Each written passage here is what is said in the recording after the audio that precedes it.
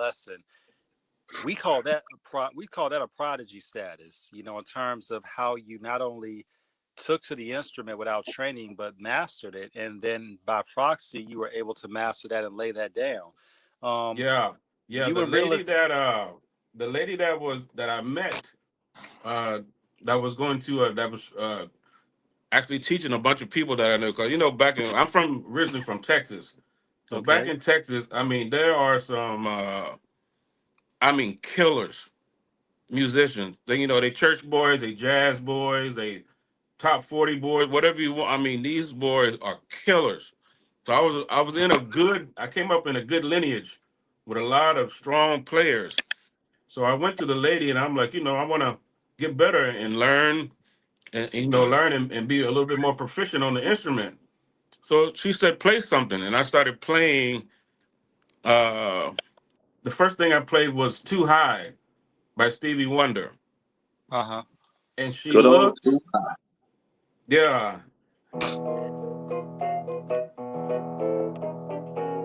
Oh no, So I we're not started. finna do that.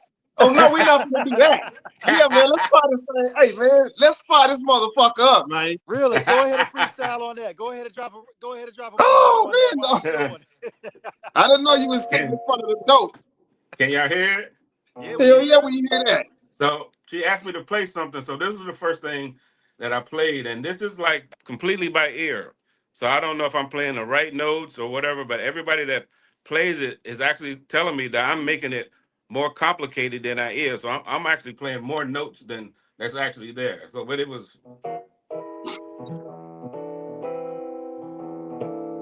Mm, there's that. Uh-huh. There's that bass right there. Yeah. Yeah, So she man. looked. Get funky, She man. asked me to play another song, and she kept looking at my hands. So I ended up playing.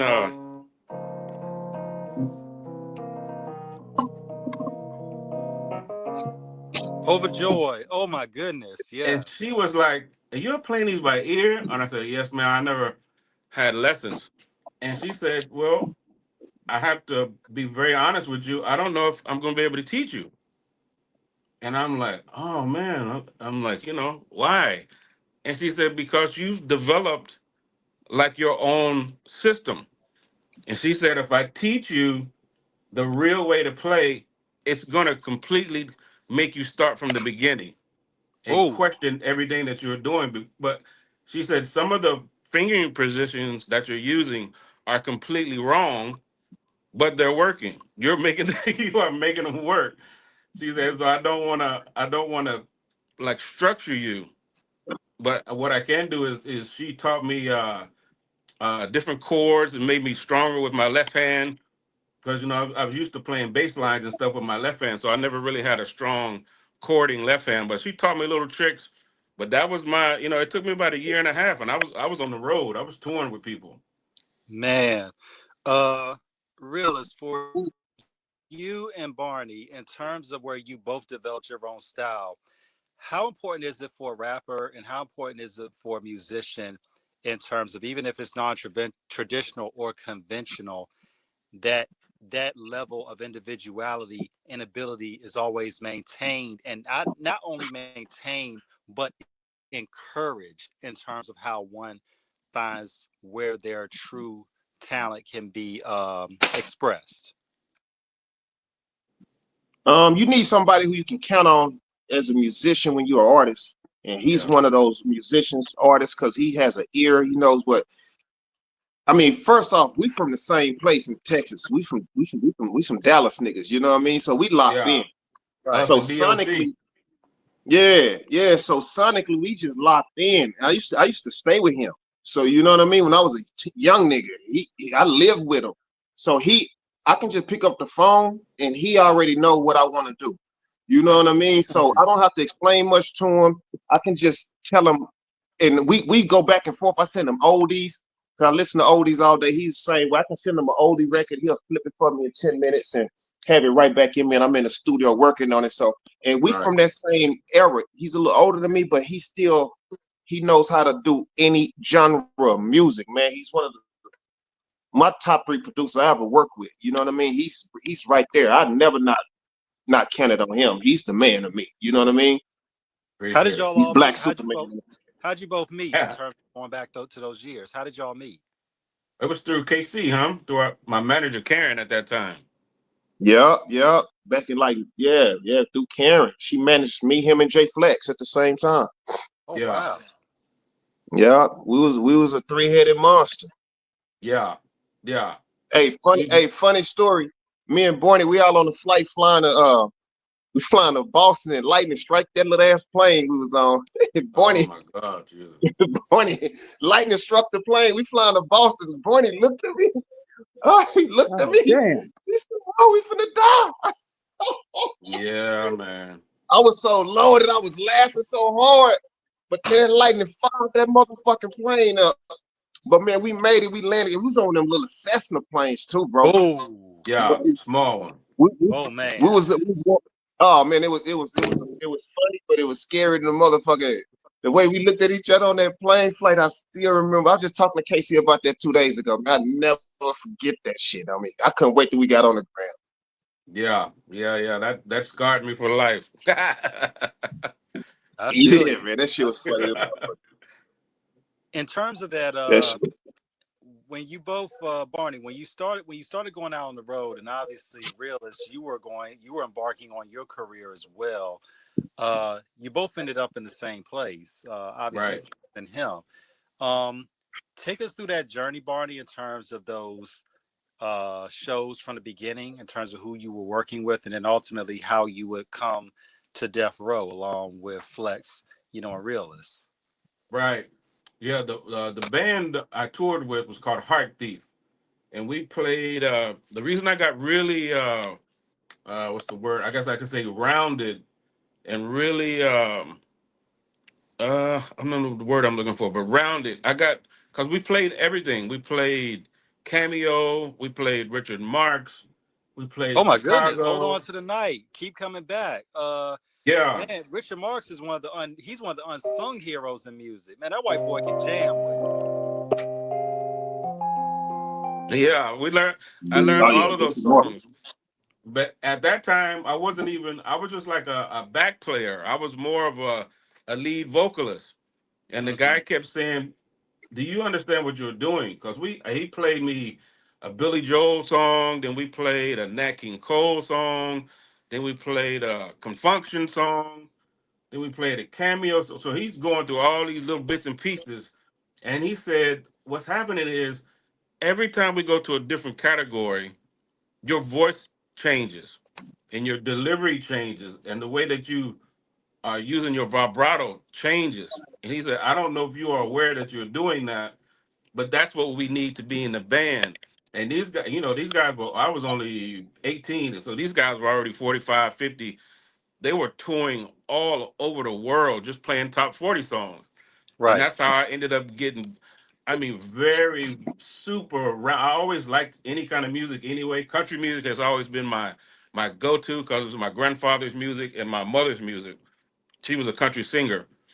But I Okay. got very versed in pop and a little jazz. I wasn't strong enough to be a jazz player, but the style, like I could be probably more suited for like smooth jazz.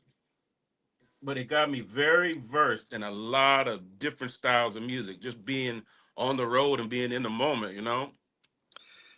In terms of being on the road, for both of you, there's a lot of lessons that cannot be taught in the proverbial classroom.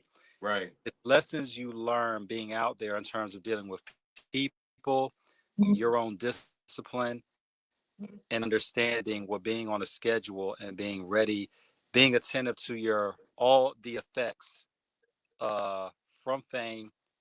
And for those that understand, the synonyms, what I'm saying, the effects of the effects. right, You right, know, what did you find in that aspect, both of you, about temptation, how to stay focused as a professional, and understanding that this is a business first and foremost? right. Well, I know for me in Japan, the first thing the brothers told me was like, if you run into a Japanese girl that speaks very good English, you should probably avoid her Yeah, run the opposite way. They was Go like, the yeah, you need to, opposite direction. yeah, She you ready got to to run away salt from you her. up. Yeah. It was like, you got to run away from them.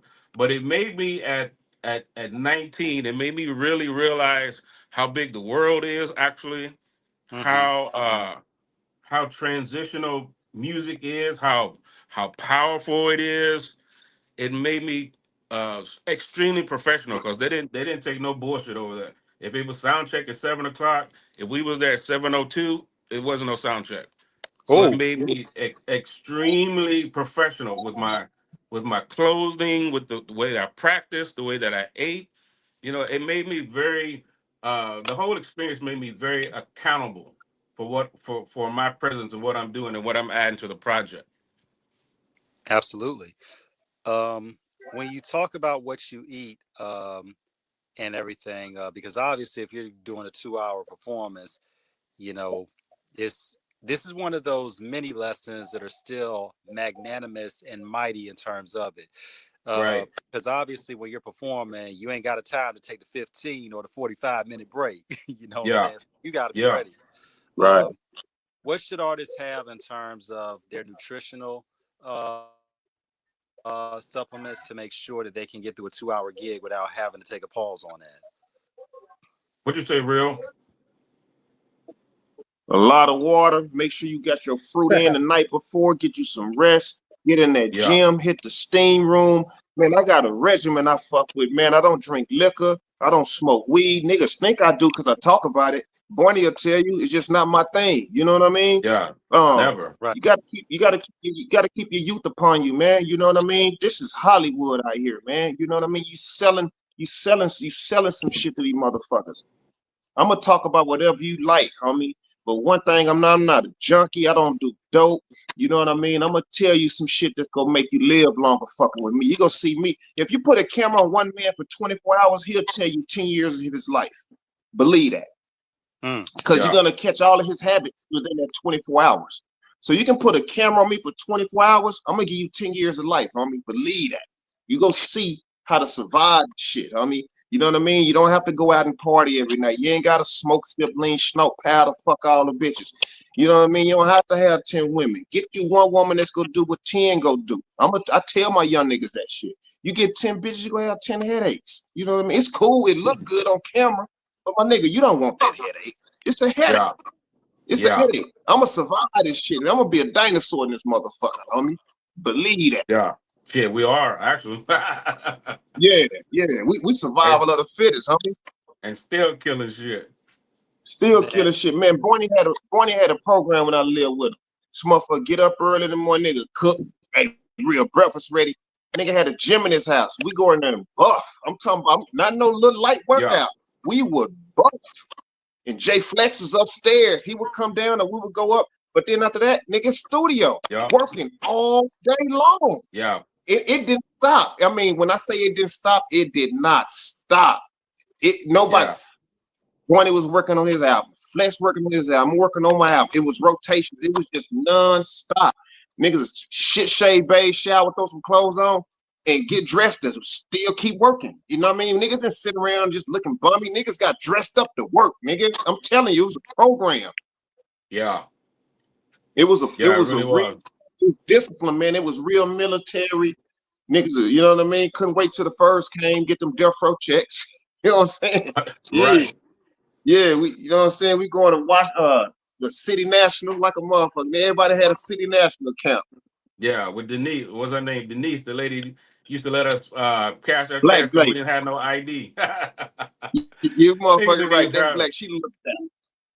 We She didn't even looked that have like a motherfucker. ID. She'd give me 10,000. She'd give me 10,000 every time. I need 10,000. Well, okay, just come over. All right, yeah, give me 10. Give me 10. You Yeah. motherfucking That shit was so crazy. how did y'all come? So how did both of y'all come on Death Row's radar in terms of when y'all eventually would come to them? I first came on it wasn't even I've been around before even Death Row was even in the process of being made. I was with Suge.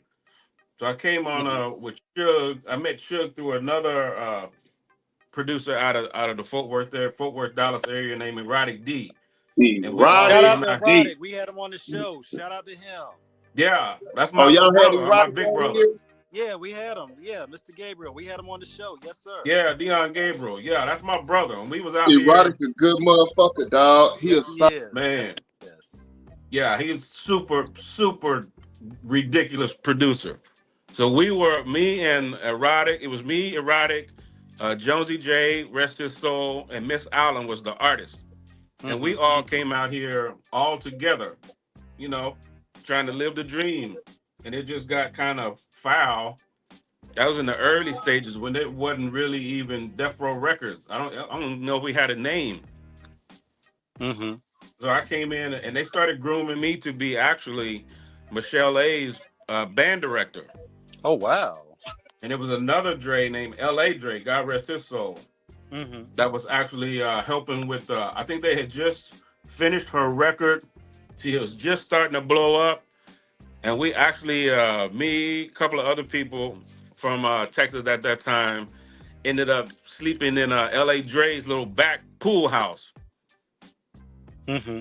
And that's how I got really close to me and Suge got really close. That's how I ended up finally meeting Dr. Dre. But they were grooming me to be Michelle A's uh, band director and keyboard player. Man. Now, when you think about this time, Barney, this is like the how do we make how do we how I'm trying to think of the proper um analogies to place for this. This is like Bill Walsh and his coaching staff at Stanford and with the 49ers and a tree that will come off of that. Yeah, This is exactly. like this is like the Michigan Fab Five in terms of when all those players would recruit, where they would be the only freshmen to ever play in a national championship game.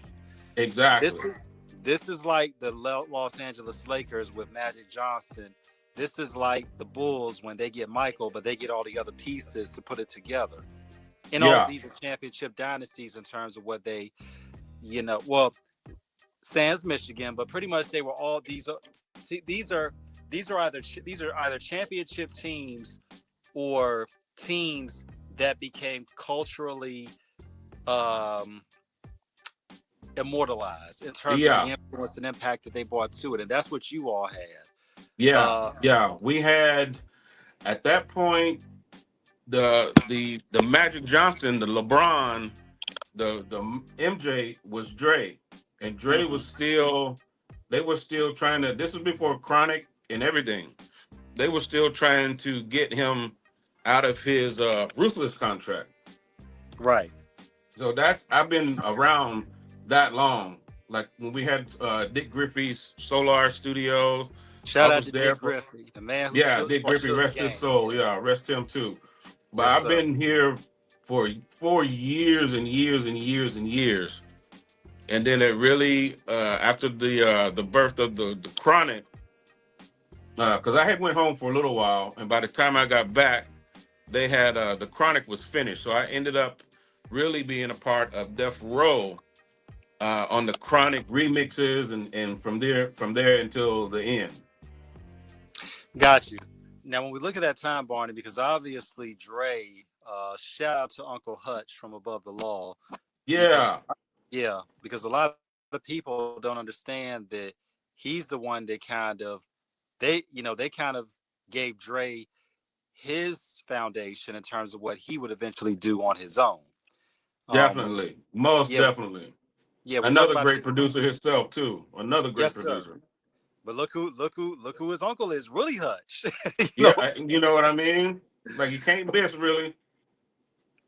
Yeah. So as the Chronic begins to blow, obviously from Future Shot Records in 1991, they will morph into what it is at Death Row. With Suge Knight and what he, has done, from the NWA tree, getting Dre ultimately out his contract.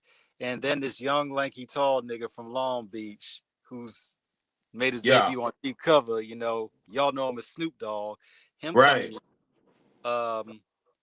Did you all know the impact of what was about to be a seismic shift, a absolute earth-shattering change in the direction of hip hop music and culture and influence, and how it will resonate even to this day over 30 years later. Yeah, I don't know if I don't know if my brain, I was green. My brain wasn't big enough to see that kind of picture. But I did know once I finally me and Dre clicked, I ended up taking the spot of Emmanuel Dean. He's passed too. Emmanuel Dean was the keyboard player on What's My Name and Gin and Juice. He did those first two records, and then Hmm. I did everything else after that. But it was like at that point when the first time I heard 187 on a undercover cop, I was sitting in the studio and I was like, now I ain't never really heard like this is a great mix of a lot of fucking hip hop styles. And I'm Right. like, and I thought fucking Snoop's voice was ridiculous because he sounded like nobody. Nobody sounded that relaxed and was spitting that kind of shit he was spitting. I was like, man, we got the makers of some shit, but I was so young and so green and stupid. But yeah, I never saw as far as past as, we're gonna make this record and then we gotta make it, we gotta think what's coming next and what's coming next. I never thought 30 years later we'd still be talking about those same records. It's unbelievable.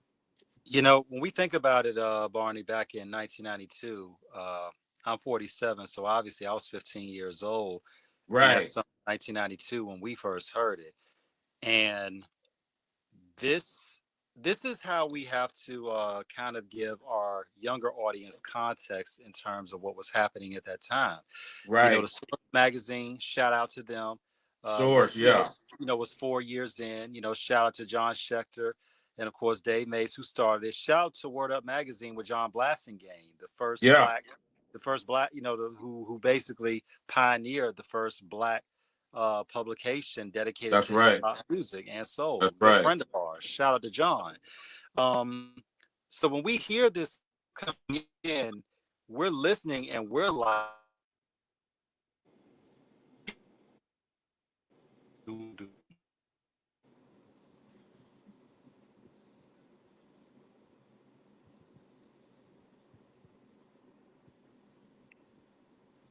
Uh-oh, we lose him?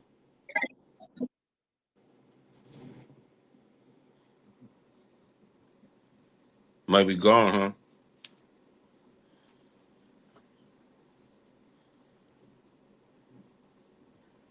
Rio, can you hear me? Yeah, I lost a little connection right here. Oh, there we go. I'm back. There he I'm is. gonna back on. Yeah, I'm gonna bring T right back on. Okay. But yeah, man, building on what you doing, man. Tell us about the audience reception to the country single so far that we played. Man, I've done two shows in Nashville and got two standing ovations. They really the response I'm getting is they love the authenticity of it. They think I sound like truly authentic, but I am from a really small Texas town.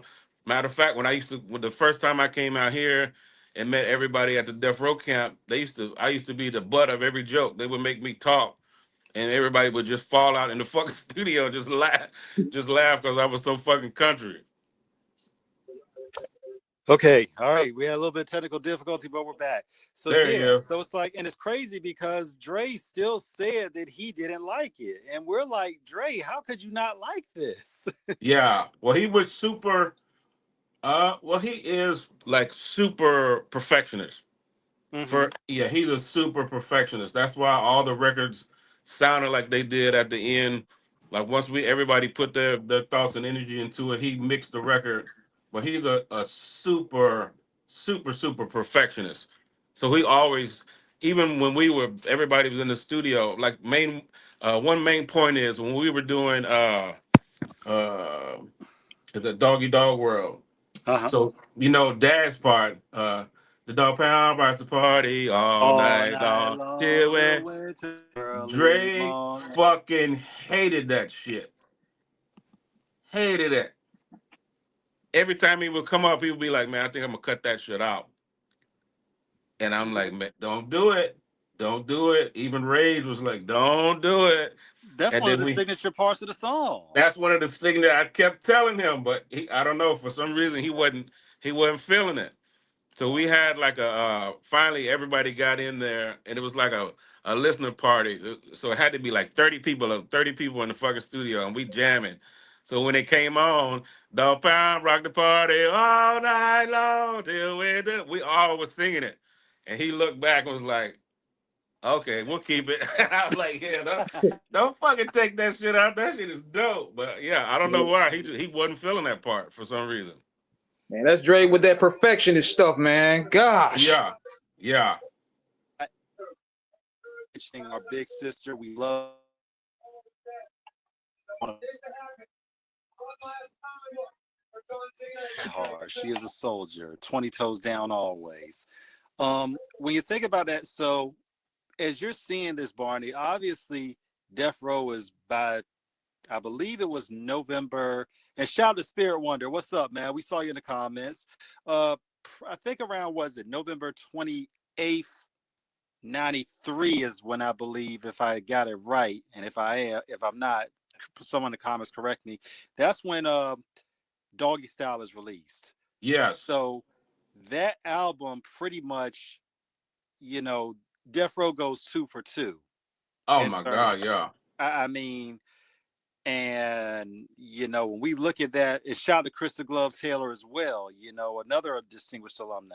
Yeah, yeah, yeah. LA veteran, definitely. Yeah. So I mean, Yeah, he's a legend here, yeah. so all of you came together and like did something tremendous. Yeah. Uh, Now for after you, that record, I can tell mhm. you, I'm sorry not to cut you Go off. no no go But ahead, please please please go ahead. after listening to that record in its entirety, Hmm. now that's one of the times because I was a little stronger in the game. I was a little bit more confident in my playing and what I was adding to the bringing to the records and stuff. But once we heard the whole record, because I was in the studio while Dre was mixing and editing, and we played the whole record, and everybody was just like, "Man, this is a motherfucking record, dude. This motherfucker, this motherfucker's out of control." And that's the first time I was feeling like, "Damn, this nigga is finna blow. It's no fucking way he's not gonna blow. This shit is out of control." But that's the first time. Yeah. 93.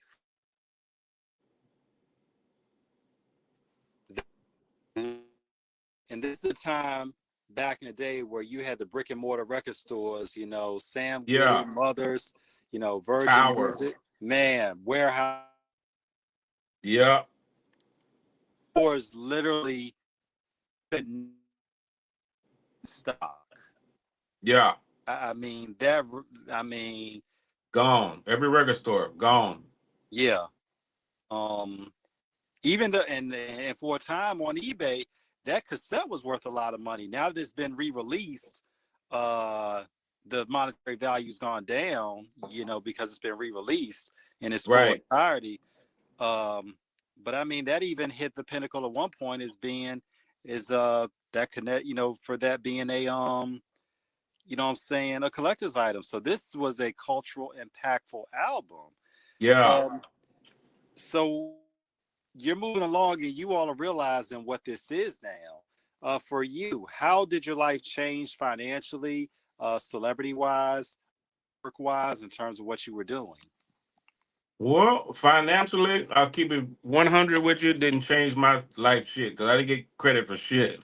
I didn't get no fucking credit for shit. And I can just play you some of the stuff and you'll be able to hear it. But some of the stuff, like I said, Emmanuel Dean played What's My Name and Gin and Juice. That was him. But a lot of the records, like,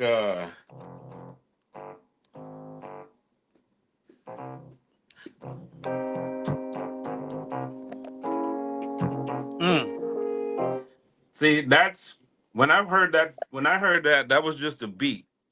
There was no keyboards. There was no nothing. It was just a beat. And I heard Daz rapping and Nate was singing. So I started playing to what they were rapping and singing to. So it was like a lot of stuff that I it should have been life changing for me. I didn't really understand it. We was on a weekly salary and that type of shit. But at the end of the day, I didn't really understand the significance of publishing and getting your credit and all that kind of shit. Like even the let's see here.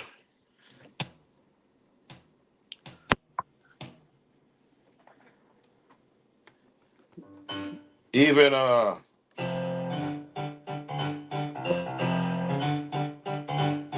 Yeah.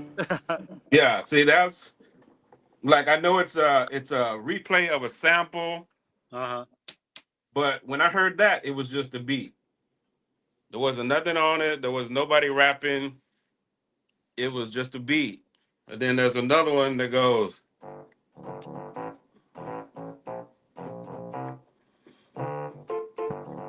Dun, dun, dun, dun, dun, dun, dun. that was just a beat. So it's Yeah, a Big lot of Pimpin'. those, Yeah. you know what I mean? There's a lot of those records that, like you said, have become legendary, like iconic records that I had a major, major fucking part in that I didn't get any credit for. I think on Snoop's record on Doggy Style, I got like a thank you at the bottom, Mm-hmm. and that's it. That's being that's a fact to me being green and not understanding like really what I was adding to it until people were like, "Man, I thought Dre," and I'm like, "No." And Dre never ever told me what to play. He told me what I liked, what I played that he liked. He never gave me any ideas or told me what to play. All the stuff was coming out of my head, and all those melody lines were coming out of my head. That's all out of my head. Mm-hmm.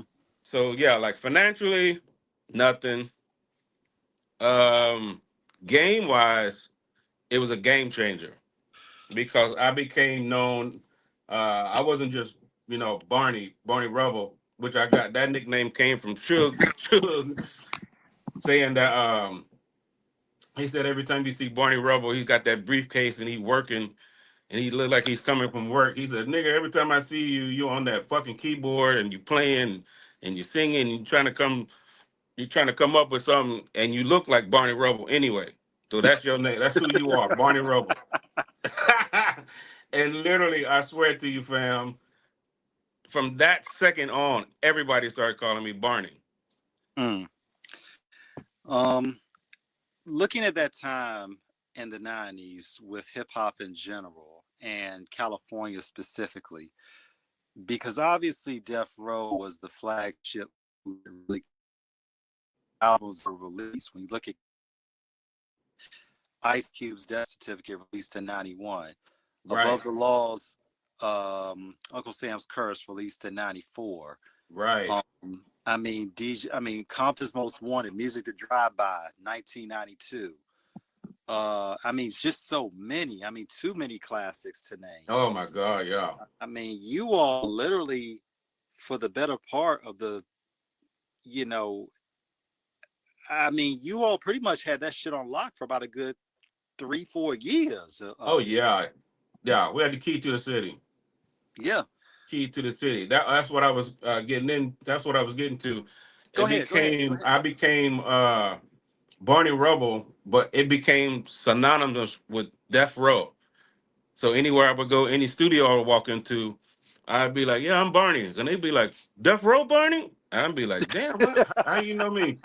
He was like, "Oh man, I know so and so," and they was talking about you. You the one that's playing all the keys and doing it, but it would happen everywhere. So I didn't get the credit on the records, but I got the street credit of it, and I got to play on many many other records. It led to me being on on Shaq's 2 platinum albums. Right. It led to a lot of other work outside of Death Row, actually, because when I left Death Row, I actually went to Quincy Jones over to Quest. Oh man. So it Ooh. opened like many people really, nobody really knew my name as Sean Christopher Thomas, my first, middle, last name, my government name, basically. Everybody knew me, Barney Rubble, but I became Death Row Barney Rubble, and they were like, "Oh, that's even how I met Coolio at the studio." Rest in peace. Him Rest and in peace. LV, they were working on some stuff, and we were at Echo Sound. They were in A, we were in B. I was actually in B with Laylaw. Yeah, man. Rest in peace to Remember? Laylaw, Yeah, man. rest in peace, Laylaw. So we were over there working on some stuff with Laylaw. I walked out, and Coolio was outside, Hmm. and I was talking. I was like, "Hey, man, I'm Barney. It's nice to meet you." And he was like, "Barney," and he said the same shit. The Death Row, the Death Row Barney, and I'm like, "Damn, why?" I'm in my head. I'm saying, "Why in the fuck?" Everybody keeps saying Death Row Barney, but he was like Death Row Barney. He was, "Oh man, you got to come in here." So I went in and met LV. So it in that way it changed everything because it allowed me to work and do a lot of fucking work. I got to do a lot of fucking work around LA. I was very well known. Who were some of the artists that you got to work with in addition, in terms of penning some classics once you really branched out?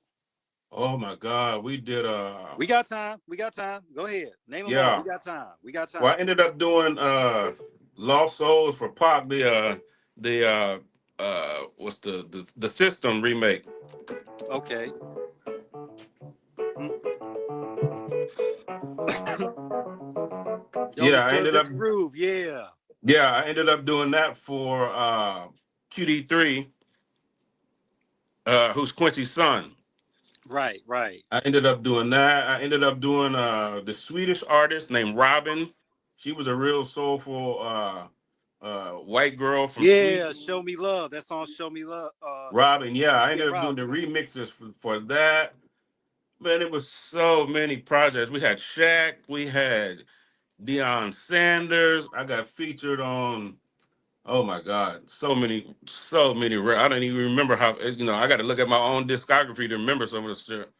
But yeah, it opened the door to my production status and gave me a lot of work. Now we remember Deion Sanders' album "Prime Time" when I believe he released that on Hammer's Busted label. I believe. Yeah, I think so. Yeah, Yeah, my must be. song is Prime Time Keeps Ticking. Yeah, because where Yeah, they that's interviewed me. him about it. That was me, and it was written by my partner Joseph Hall. Yeah, man. Is out there who were not here to see it. Was a master of all. The dude could play football. He's still the only athlete ever to do two things. He hit a home run and ran a kickoff return back in the same week, and he's still the Same only week. in Yeah, the league to ever play in yeah, the Super Bowl in a World Series. yeah. I messed with Yeah. him the first time we met him. I said this shit just can't be true, Prime. And he was like, "What you mean?" I said, "You are the slowest walking motherfucker I've ever seen in my entire life. You cannot be that fast." Because it is taking us forever to get down this fucking hallway. And he must have laughed his ass off. Like, man, everybody said, I said, yeah, you's a slow walking motherfucker. You a slow walking motherfucker. Man, that dude was a demon on the field, though, in terms of it. I mean, literally, shout out to Uncle Dion, what he's doing in Colorado. Shout out to his son, Yeah, Shiloh and Shador, to the league. All of his yeah, kids, his daughters doing great things. I mean, but one thing about it, and they would give him a lot of criticism that he would not tackle. But I'm like, if y'all watched what was going on in the game, that dude, he blanketed the other team's best receiver. Of course, you're not going to throw the exactly. ball his way. You Right. know, Exactly. you know. I mean, Dion was literally a lot. He was literally the human blanket. You could Oh my not. God. Yeah. I mean, the story he tells about the combine when he came, I think he ran like a 4.2, 4.3 at the combine and went home. He was like, I And had went, nothing else to yeah, prove. yeah, yeah. Didn't want to even be there. Just ran, packed up, gone. Yeah. Um. So what in terms of when you're meeting all these people and you're getting all these placements, what are you learning in terms of the business about making sure your publishing is right, your royalties, your ASCAP, everything that you missed on the death row stuff? What did you put in place to ensure that you were going to get your proper benefits and credit due on the future projects? I think the biggest part was I got confident in myself.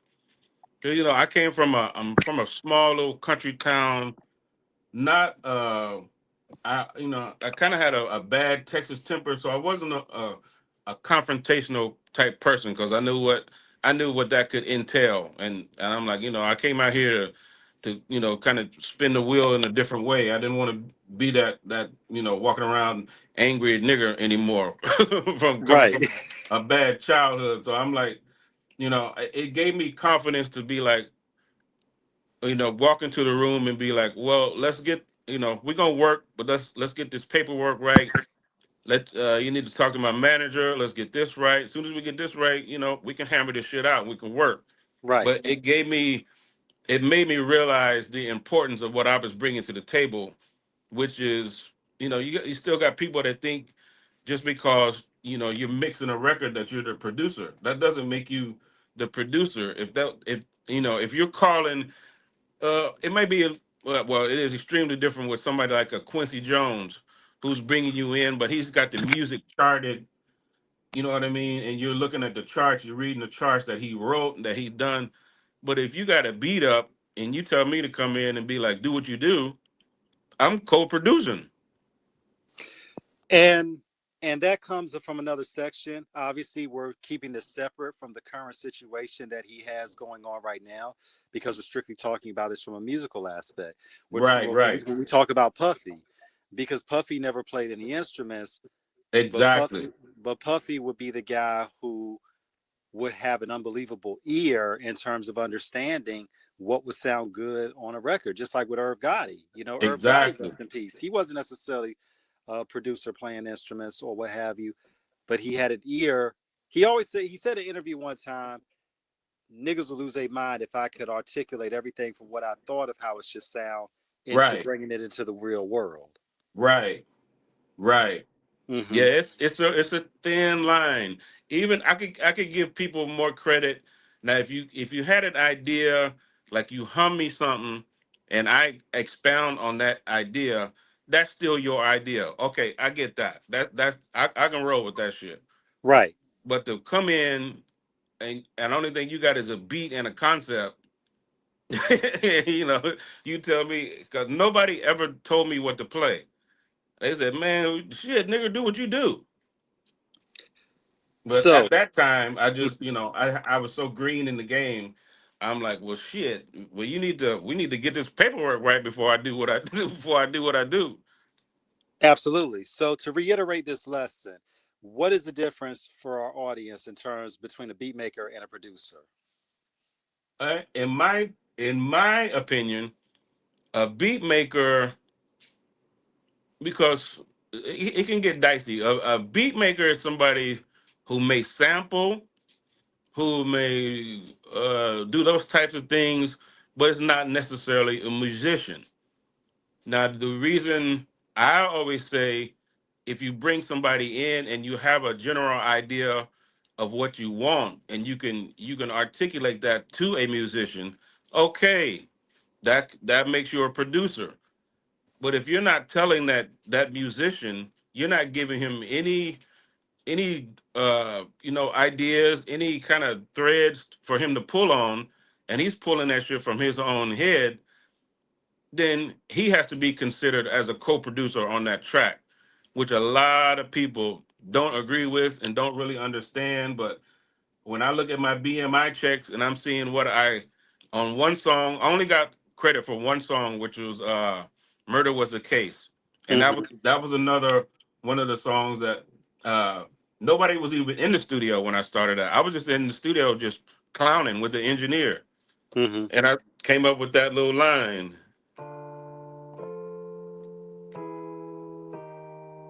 And I had just learned how to start sequencing with the MPC. So I was like, Mm-hmm. no, I said I want to make it like a choir. So I added some effects to the choir, and it was ah. And when when Snoop and them came to the studio, the shit was laid out. I had the bass line going, the whole shit was going, and he started immediately singing as I look up at the sky.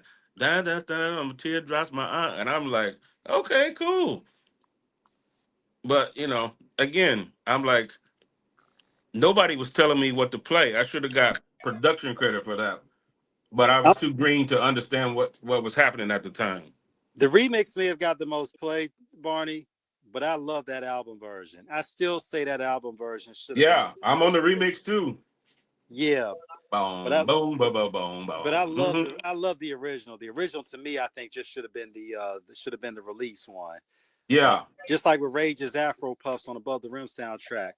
I'll tell you a I think. crazy story about that. Rage Go ahead. Go hated ahead. that fucking track. Say what? She hated that fucking track. Why? I hope she don't get mad for me saying it, but she hated it because Rage is a more of an East Coast girl Right.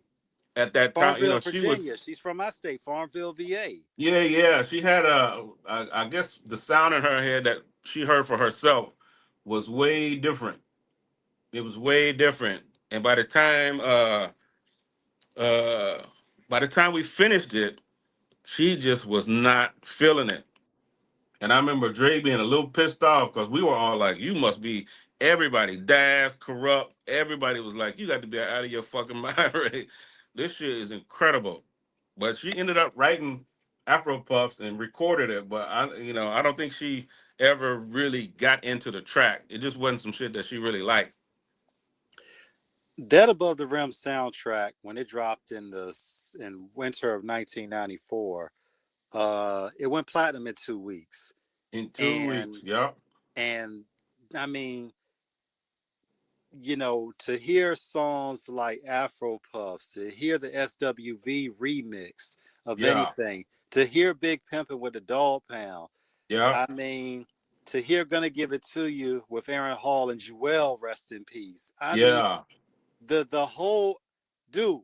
I love that soundtrack so much. I have two copies of the original cassette. yeah. And see, my band was Rhythm and Knowledge at that time, so we're on Okay. that soundtrack. Would you bring the dog out? Yeah. Yeah, Um.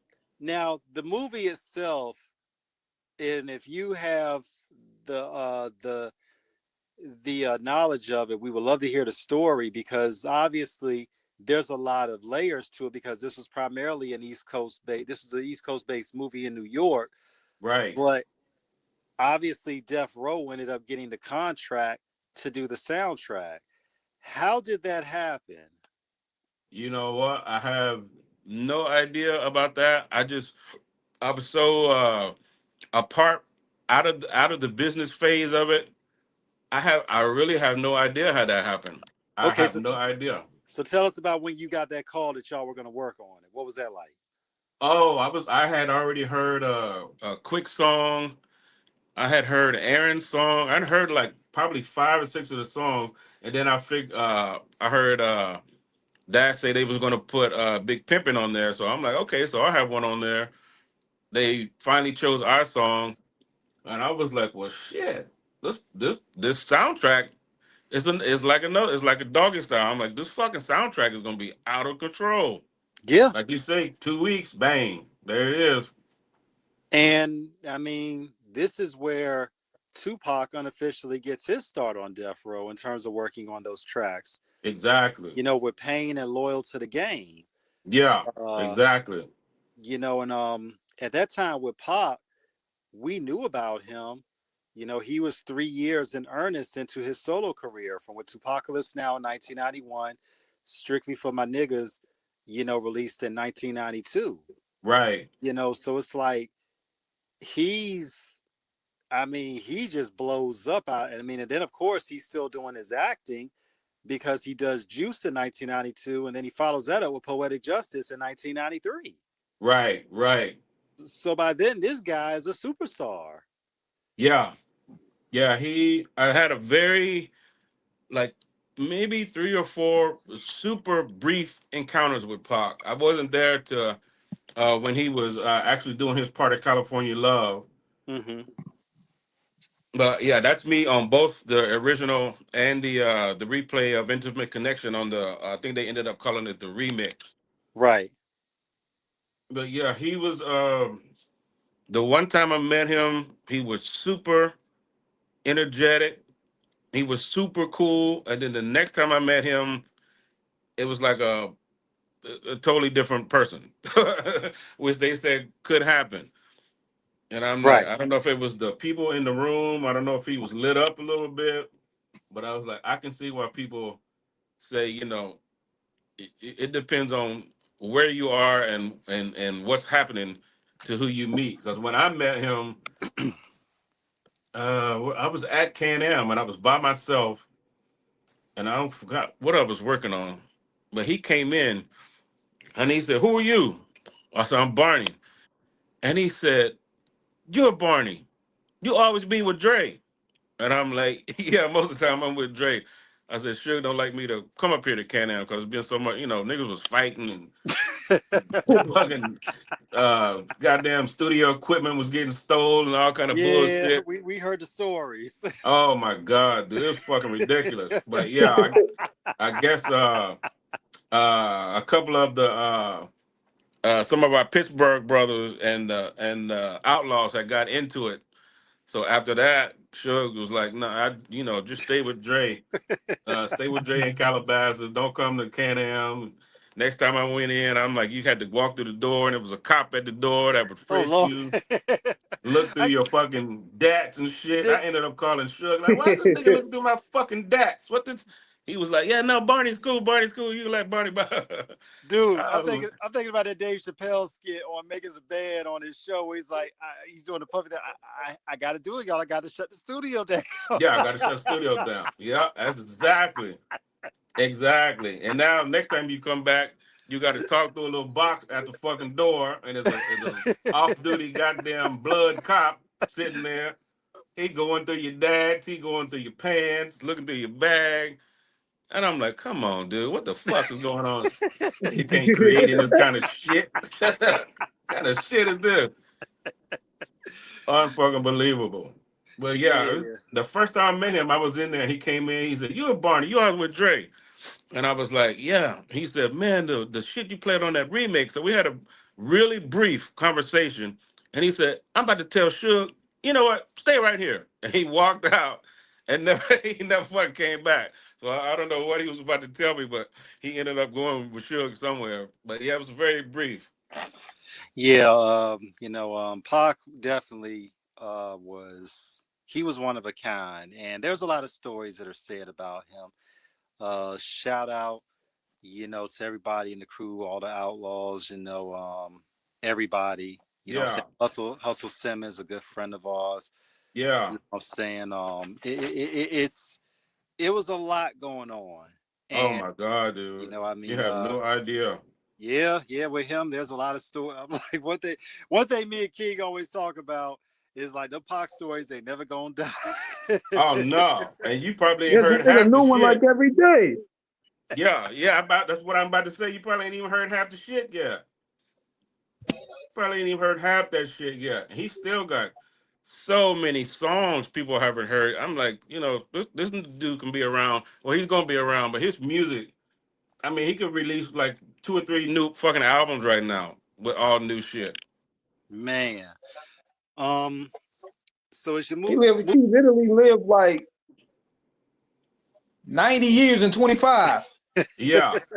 I mean, it got to the point. I remember going up to Can-Am and having to pick up something, and I walked into A, and he was recording, and there was a bunch of people in there because I don't smoke, so it was like a fog in that motherfucker. And I'm like, I'm not trying to walk into that shit because I don't know what the fuck they smoking, and I don't want to get a headache that early in the fucking day. So I looked in, he was recording, and then I went to Studio B, and I'm like, damn, what y'all mixing? And it was some shit that he just did. So he was literally recording shit. They take it out of Studio A, take it to B, and was mixing it. And he was back going through DATs and tapes. I like that beat. And rap to that shit. They take that tape off, put it in B. So he literally had the studio locked down for a minute because every time I went up there, it was locked down. hmm I'm like, this dude is out of fucking control, man. He's a machine. What did you find about LA hip hop and the music scene in general during that time as you were working, just in terms of what everybody was doing? and how everybody was working. You know what? At that time, it was a lot of unity. Everybody was really fucking trying to help everybody. Like that's how I call him my Hmm. mentor because he's the first person literally that I had the chance to work with was Quick, and he was still with Penthouse Players at that time. But we was working at a well he was well Suge had this guy up in the Hollywood Hills, and he had scared this white boy out of his own house with his with his studio. This guy had a SSL and had his studio basically in the basement. But I guess him and Suge got into a argument, and the white boy wouldn't come back to his own house. Oh Lord. So we walk in. And it was the first time I meeting Quick. I didn't know who he was, and Quick was like, "So what do you do?" I said, "I play and produce." So he ended up showing me like how to uh, to patch on the SSL. Showed me how to bring sounds up, how to set up the tape, the whole shit. So at that time, I thought it was like everybody I was meeting. It could have been because I was an out of towner, but everybody seemed to be fucking cool. Like Battle Cat was super cool with me. The Quick was legend, the super legend. cool. Yeah, fucking yeah, ridiculous. He was cool with me. Quick was super cool with me, and we stayed cool. We still cool to this day and talk to this day. So everybody that I was meeting was just super fucking cool. They just wanted to work. Everybody's like, let's just work, man. Let's work. Where do you think, in terms of where the unity was, in terms of what was going on, where do you think it all changed in terms of that West Coast unity? How did it get divided? I think what changed is to me because I never knew Suge as a gang like a straight gangster. Like the people Okay. that were around him was gangster as fuck. And I'm like, Bun them niggas Street, wasn't Neckbone, Buntry Heron. out. That Buntry out wouldn't let nobody fucking talk to me. Like I loved that dude. Him, Big Jake, Man, rest in peace, Big Jake, Neckbone, man. Heron, like all them niggas. Especially, I don't know why Buntry out took a loving to me. He wouldn't let nobody fuck with me. I remember going to Jack the Rapper, and another little a blood dude walked up and was like, "What's up, blood?" And he stepped in front of him and said he do music. He, and the guy was like, "Oh, okay, my bad, my bad." And I'm like, "Damn, this dude, man, I love that dude, man. I broke my heart when he got killed." But all them dudes was, I mean, they was so fucking cool, man. Everything was just cool, and it was working. But I Man, think what changed was when, well, I know like some of the OGs and some of the younger G's that were the bodyguards were getting into it about the money situation. right, right, Some of the right. younger guys thought the OGs was making too much money and really wasn't doing a lot of work. And they were like, well, we doing all the fucking work. Well, and that's some shit I didn't want to get into because, I'm from Texas. I ain't Bloods or Cut. I'm like, nigga, I'm trying to work. I don't know nothing about none of this gang shit. Don't want to know nothing about it. But the energy after that changed. When we think about it in LA, we think about it in the Bay with Pop. Another uh, or the soldier, Kristen Parkis, shout out to her too. Yes, yeah, Um, when Pop was in the Bay, shout out to our people, Uncle Richie Rich, Spice One, all those guys. Mac Mall, Young Lay, Kyrie, the Young Black Brother Collective, all of those guys who were really doing it back then. right. CMG, rest in peace, Special One from Conscious Daughters, Paris. Uh, that Bay, the Bay, oh my God, E40. Yeah, Andre Nicotina, aka Dre Dog. They were doing their things in the 90s. Souls of Mischief, the yeah, Hieroglyphics crew. It was just, it was yeah, time in music, man. yeah. Um, Bay Area brothers that I have in contact with and worked with, they have it's like to me it's like a Dallas nigga and a Houston nigga. Like we're mhm. from the same state, but we really don't, we don't really rock the same way. Right. Styles are different. You know what I mean? Everybody that I've met in the Bay is super fucking cool, super laid back, really on some, you know, Get how can money. we help each other? Let's Yeah. get this bread. How can we help each other? Out here is a little more cutthroat, and I think it's because I don't know if I don't have really no knowledge of the gang stuff, but I don't know if the gang stuff is more relevant out this way. So brothers ain't really trusting of each other. But I get a whole different vibe. I can see it. Like I can tell a Oakland brother from a LA brother just by the vibe. Yeah. It's like Yeah. totally different. It is. It is. And I met a guys, but it's definitely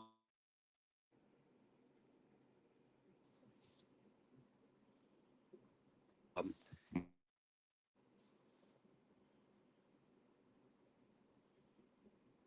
our area is matched. Yeah.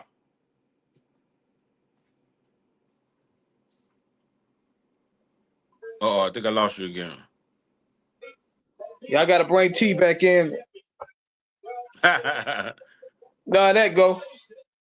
Man. But you know what? People always talk about the drama stuff that happened behind Death Row. What was some of your favorite moments of being around that era? Oh my God, so many dog. I became cause I used to wear my little beard at that time. So I don't know how the rumor started. I was Suge's little Money, brother. money, money. And I don't know how that shit got started. Cause I remember one night we went to the Roxbury, real famous club that was out here at one time. Super famous club. And he had went in. It was about 20 of us. So he had already went in. Hmm. And the guy at the door was like, "Are you Suge's little brother?" And of course I said, "Yeah, I'm Suge's little brother."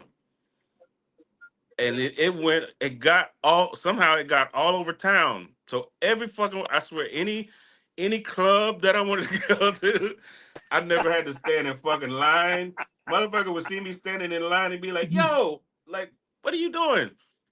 And I'm like, "Oh, I'm just, I don't know, I'm just, hanging out." And they like, "No, nigga, take your ass on in there." So it became like I don't know how, it had to start from there somehow.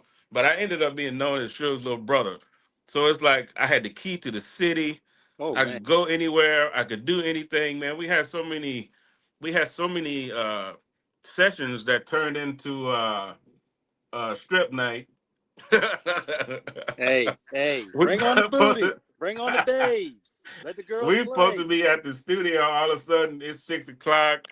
Nigga done got a little drunk. Nigga done got high. Uh, And then are the we women through? came. Yeah. Next thing you know, it's bing bong, music up, uh, titty girls walking in. I'm like, oh shit, here we go. So yeah, it wasn't always drama. I mean, as much drama as there was as much fun. Now, obviously, those days were legendary because we still Oh want to get yeah. to the part. We still want to get to the part two of this before this is over.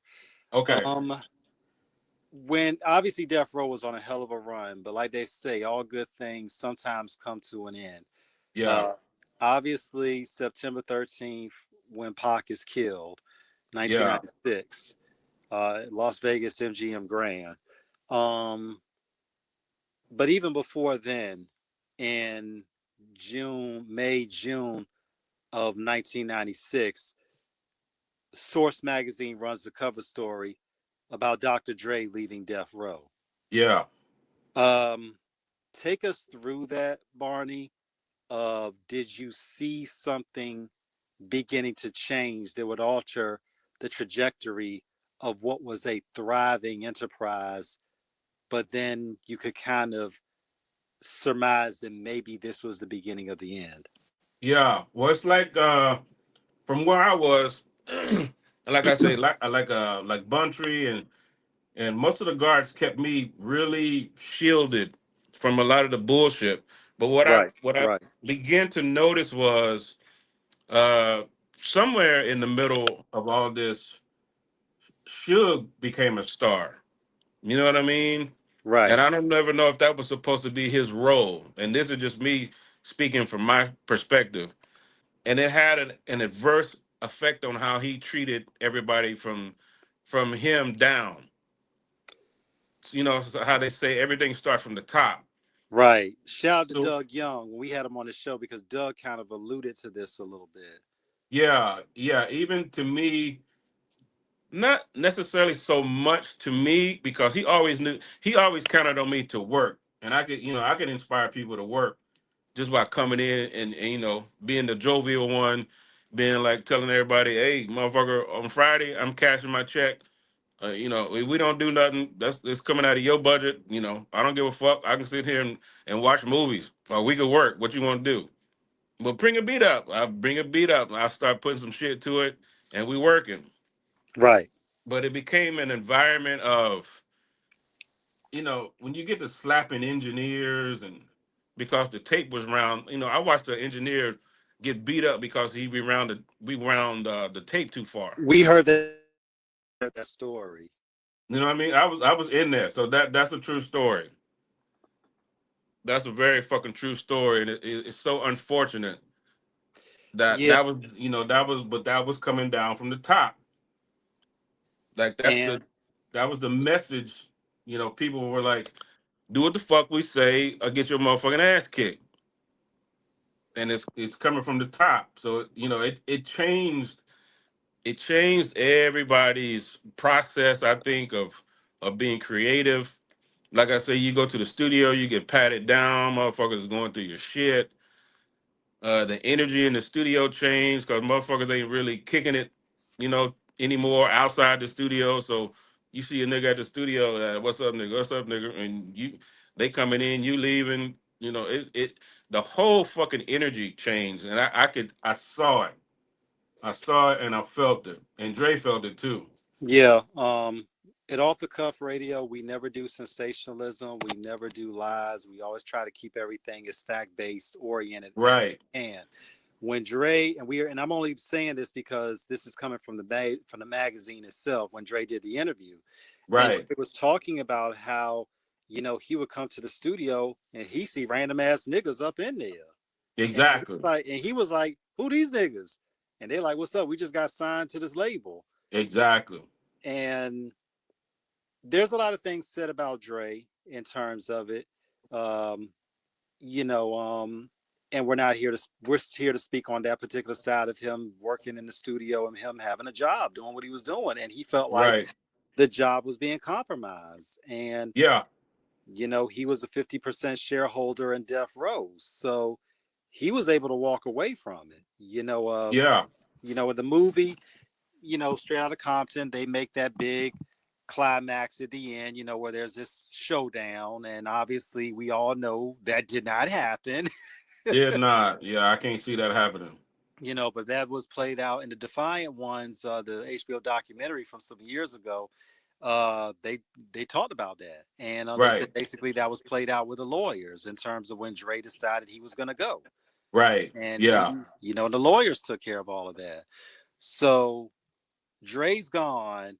Snoop will leave a couple of years later. right. But so where were you at, Barney, in all of this before you made your exit?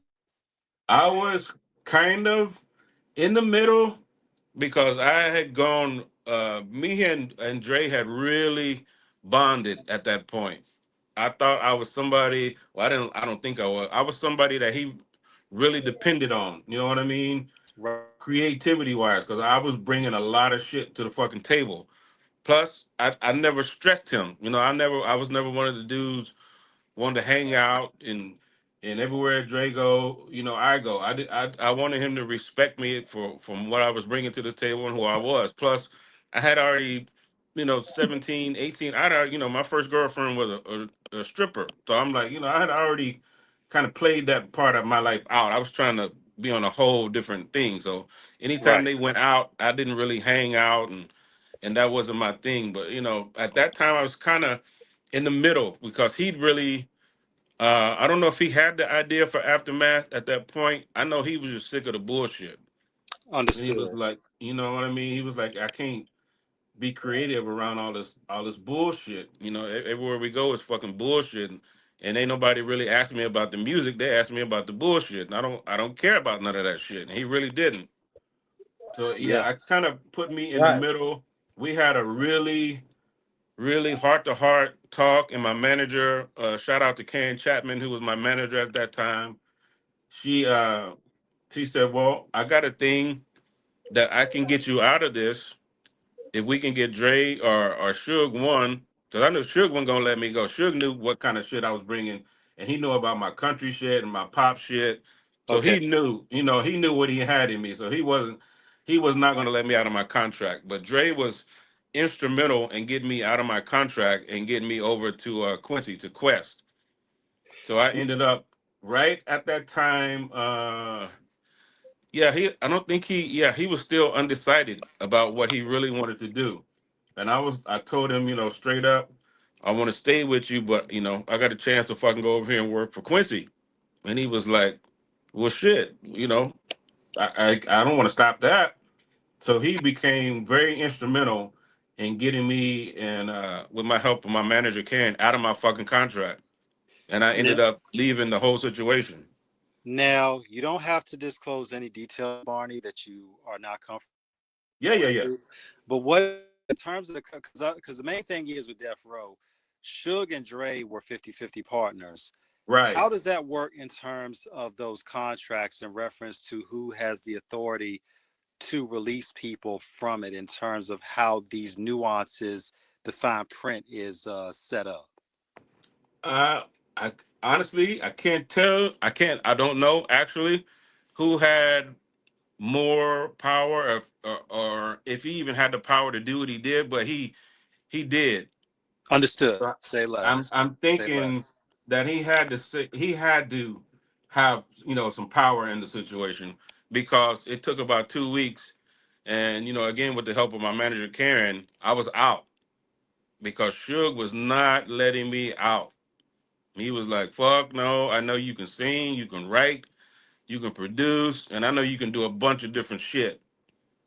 So he was not gonna let me out. But the blessing in the situation was he got in trouble himself.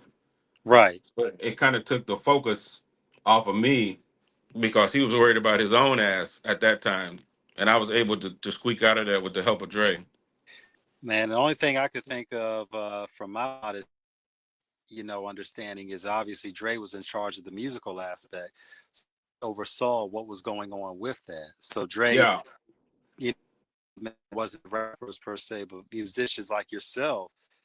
It was like, oh, these I'm working with, so I have say over what goes on with these guys.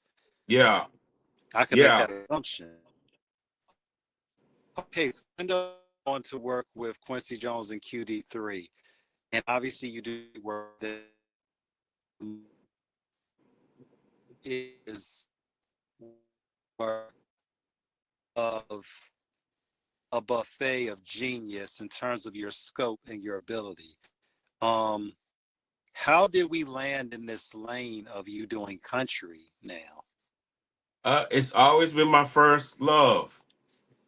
It's my first love. It's I'm from a, well, it's bigger now, but I'm from a really, really small town where everybody makes jokes about it. I'm from a town where every black person was related, and that was some real Oh wow! shit. All the black people in the town were related,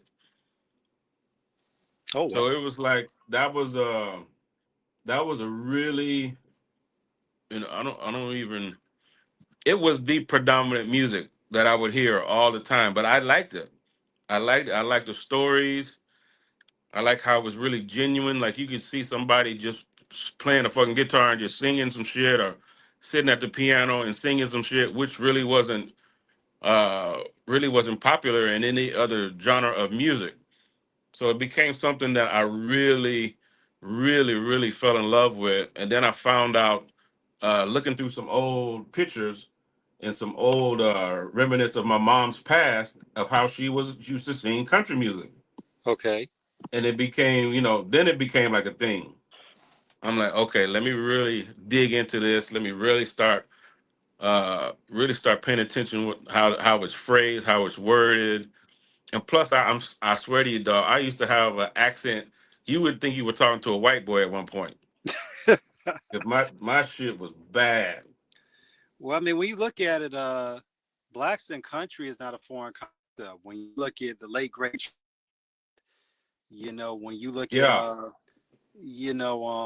Ray Charles, he did a couple country songs. I mean, yeah, when you look at some of the up and coming artists today, I mean, Beyonce did a whole country album. When you look at yeah, Shabuzi, when you look at Darius Rucker, when you look at Ashley Amber, you yeah. know, A ton Cowboy of artists. Troy. Yeah, there is a where the music has been obviously categorized from a white space. Yeah. The musician, but as a black man first, Barney, Oh what does yeah. it mean for you to be able to participate in creating a lane that not only shows diversity, but talent in that diversity and inclusiveness? Oh, it's everything. It's absolutely everything, man. I'm sitting here in the studio, so this is it's not something that I play. It's not something that I play with. It's not something that I toy with. Music is actually my entire life. Besides my wife and what I have, this is what I have is the music and the love of making music, the love of producing music, and not just one style. I pride myself on not doing one style. I never This country thing is kind of happened kind of out of the realm of what I wanted to do because I never really wanted to be a star person because I don't know if I have the ability to not say something back to somebody that says something negative to me. You know what I Right. mean? I don't know if I have the ability to not clap back. So I'm like, that's probably not a good start for being a so-called star person. But everybody that has listened to the songs that I've written, the first question kept being, "Well, who's singing this shit?" Right. And I'm like, I'm singing it, and the room would get quiet, and people would look around, and I ended up singing for this publishing company in Nashville. And the guy was like, "I'm just gonna tell you straight up, the songs are beautiful. You've written some beautiful songs." He said the problem is going to be is nobody's going to want to follow this. And I said, "What do you mean?" He's like, "Nobody's going to want to try to reproduce this because you're singing country music with a really deep,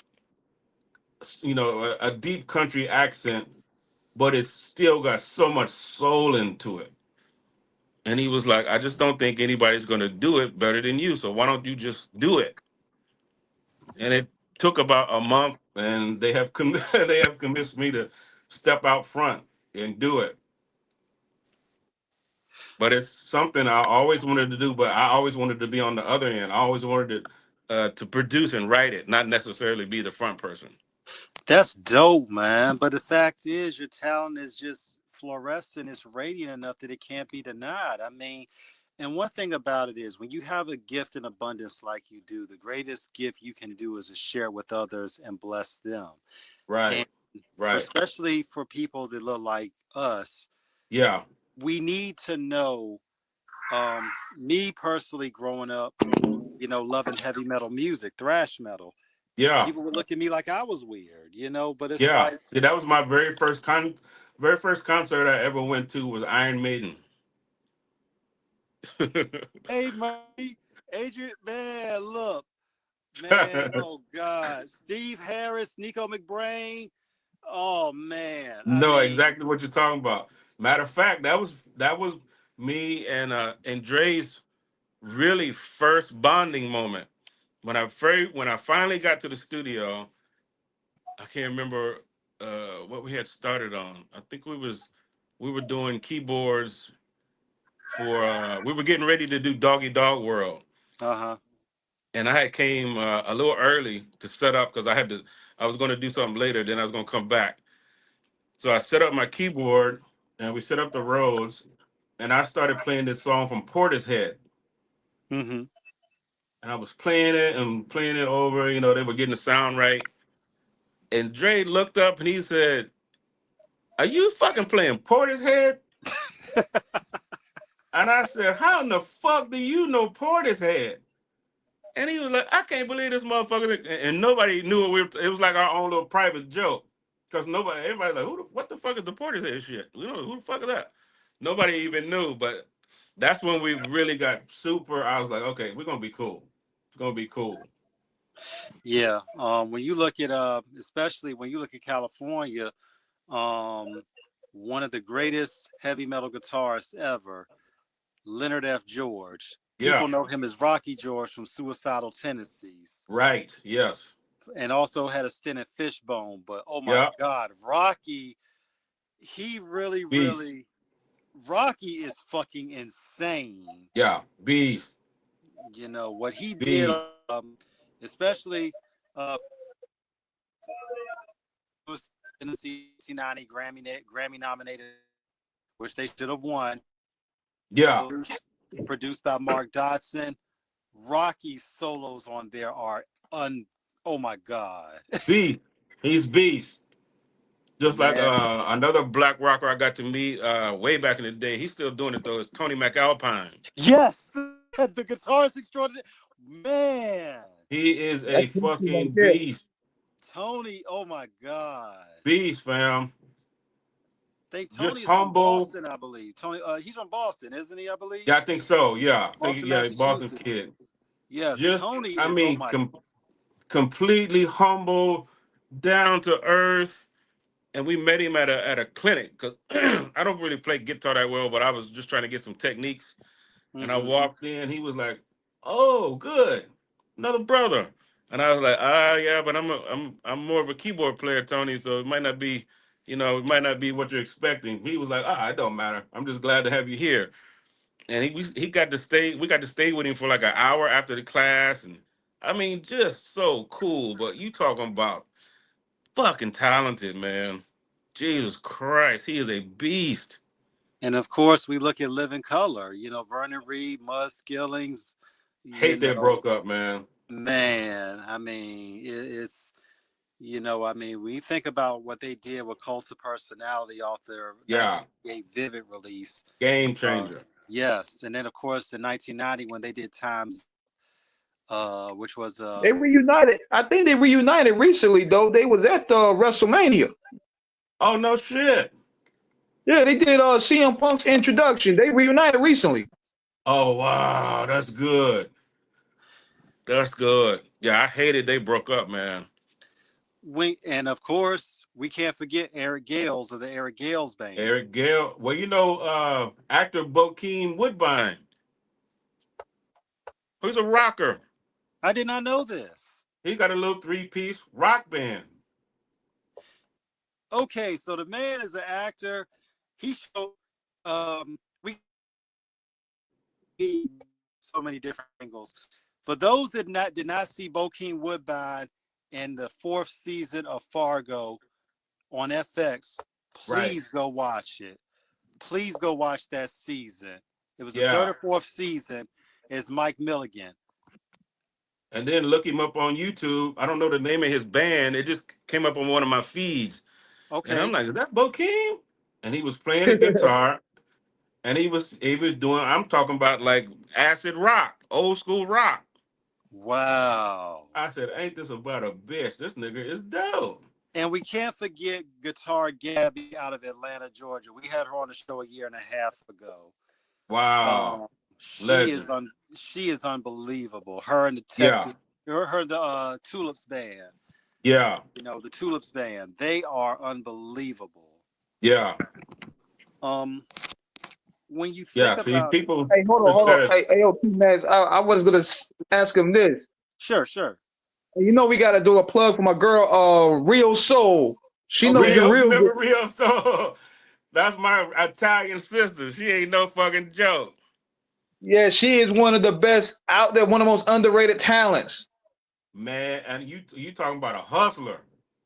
Hustler. Smart girls. Very, very fucking smart girl. Cause We went into like I'm talking about out here in completely black clubs and play original music, and they would fall in love with her ass. Rio Virginia, yeah, Rio Soul. That was one of my second bands out here. Man.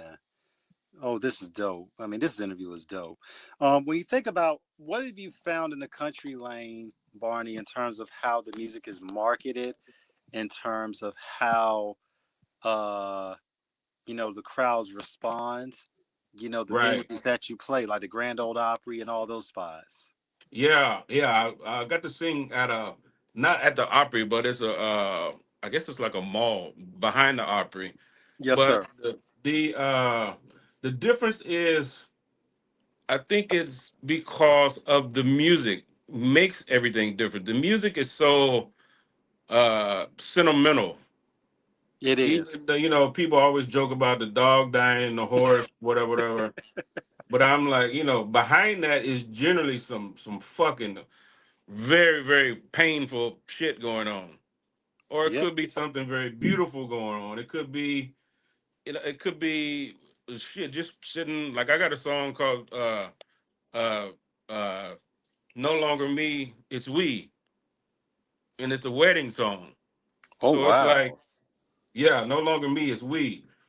So it's like I think that it's just the way it's presented. And plus, you're talking about somebody. I'm not as skillful to be out by myself just playing a guitar yet. But you're talking about sitting in front of 100 people to 10,000 people, and you got your guitar and your microphone, and that's the concert. You know what I mean? You don't need a big production. You don't need dancers. You don't need a 20-piece band with everybody trying to solo on every fucking every 2 bar break they got niggas is trying to solo. I'm like, it's just a different genre of music. It's becoming more popular, but I think that's why I'm having the mild success right now with mine is because mine is based on old school country. Mm. When you get to, have you managed to interact with any of the country stars of today in terms of talking to them? Not yet, not yet, not yet. Yeah, we ran into because I released it. We did it independently just right before COVID, and then COVID, it wiped everything out, especially wiped us out. And so now we're just getting to rebuilding again, Mm. and now we're doing it with Realist Company and C Style. So we're just getting to rebuild, but I still got I still get the same responses from people. Like I don't even like country music, but I love this shit. And I'm like, that's generally the response I get. I don't even like country music, but I love the way that you do it. So it's working, man. We just got to keep pushing. And one thing about it, in a society that tries to label us and box us in, that tries to put parameters on where we were meant to stand out to where we get suppressed, representation, expression, breaking norms, and challenging convention are of the utmost imperative, Yeah, because it is not meant for you to live your life by somebody else's definition of who you should be or what their preferences is. It is yeah, about what you are able to express and what you feel, and not what you feel, but how everybody else feels because of it. yeah, yeah. I learned there's such a backing behind it that people really don't understand. Like I had never heard. I got the chance to do this. Be a guest at this Bill Pickett rodeo. They were doing like a country soul music type, thing right before one of the Bill Pickett rodeos, and I got to meet like so many celebrities, man, that are actual cowboys that got horses, got it was mind blowing. I got to meet some of the guys from the Compton Cowboys. Never even heard of them. They actually in Compton with horses and got it's unbelievable the backing that black country people share and have that, it's just not, it's not seen, it's not prevalent, but it is definitely there. There is a backing. Well, I mean, we also have the history in country in terms of the westerns, in terms of like Nat Love and of course Bass Reeves. Yeah, You know, right. Stagecoach Mary. You know what I'm saying? Exactly. So we have the history there. Yeah. Um, okay, so now we got to go ahead, strong arm, blackmail, hold hostage. When are we gonna see you at that Texas rodeo in Houston? Oh man, whenever they call or whenever we get this record really popping, that's a good, because we got a. I'm very connected with the Bill Pickett rodeo people. I'm sure you're familiar with Howard Johnson. Yes, sir. Howard Johnson. People that don't know him, he's the one that sings so fine, blow my mind." Howard is a full blown cowboy. Okay. At his house right now, he got 3 horses. But yeah, in Burbank. Yeah, this ain't in. We're not talking about Pasadena somewhere out in Burbank. In his backyard, he got 3 horses. Mm, So he mm, mm. is a real live cowboy. That's So it's dope. like we're very close. We become that's like my big brother in the industry now. So yeah, things are working, man. Things are working, and with support from you guys and new people that are open to hearing country music. We got a good shot. I think we got a pretty good shot. One thing that we love about this show, and you are another illustrious and incredible chapter in our history, Appreciate it, fam. is that for us, off the cuff radio is hip hop at heart because it's about being hip to the streets and hopping, moving forward. But Right. it's About the also about music. yeah, but it's also about a diversification of dialogue in terms of wherever somebody has something creative, something dope, whether writers, chefs, country artists like yourself, porn stars. Shout out to Candy Baby and Sierra. Right. And I mean, it's the human experience is a very, it can be complicated, it can be nuanced, but it's also beautiful. It is also diverse. Yeah. It is also a testament to achievement and perseverance. Yeah. Everybody has a story. You have a story you so graciously shared with us in such detail. Oh, I love it, man. I mean, I this love it. And is this is the only interview I've ever done. say what? This is the only one I ever done. I've turned down every interview. People always ask, and we know you were there, and I'm like, nah, I really ain't got nothing to say. I really ain't got nothing to say. But yeah, this is my first interview.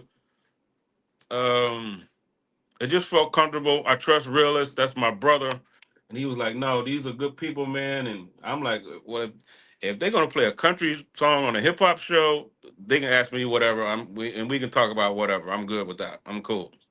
That's what we do. That's what we And I do, brother. Yeah, and I I appreciate it. I so appreciate it. You don't even know. well, the one thing we appreciate you because one thing is there is nothing more important than showing black people in avenues that people would not expect. And that's how Right. we begin to show the true texture of where we are so, we may have a certain experience that we come from, but that experience does not limit us. But the experiences we have in life allow us to evolve and flourish in that process. That's Yeah. important. Yeah. Yeah. Um, That's what one of the conversations I have. I still don't know who this guy was. I saw him in the room. So what ended up happening? I ended up singing at a private event. It was a Paramount picture party. So okay. I'm all LA'd out. I come with my tracks, and it ends up being at somebody's house in a living room with like 40 people. And I'm looking around like I got these fucking tracks. Man, this shit ain't gonna work in here, man. I'm looking at my manager like, why you? He was like, I thought it was gonna be at a. So we was both fucked up because people just in there singing with their guitars and shit, and I'm walking in fucking black cowboy from Hollywood with my tracks. I was Mm-hmm. like, nah, fuck this. Okay. I saw the piano. I said, I'm gonna have to play and sing to get my point, get my point across. So I played and sang, got a standing ovation. Thank God, it worked out. And one of the guys, I don't know how nobody has still told me who this guy is to this day. He came up to me. He said, I got to put my accent on you so you get the full gist. And this dude is, you talking about a big old white boy, 6'6", got to be 300 pounds, big beer gut, big rings on every finger. So I know what I'm looking at. I just don't know who he is.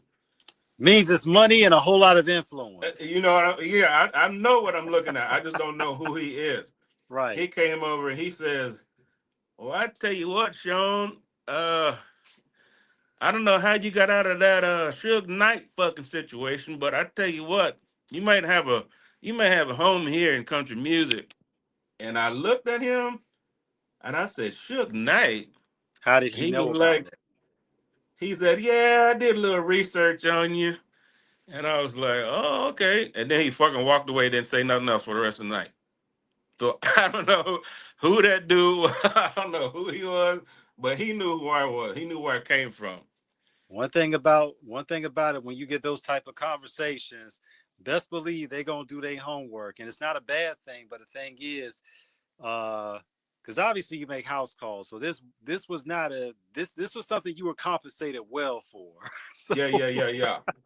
Yeah, so when you're dealing with those type of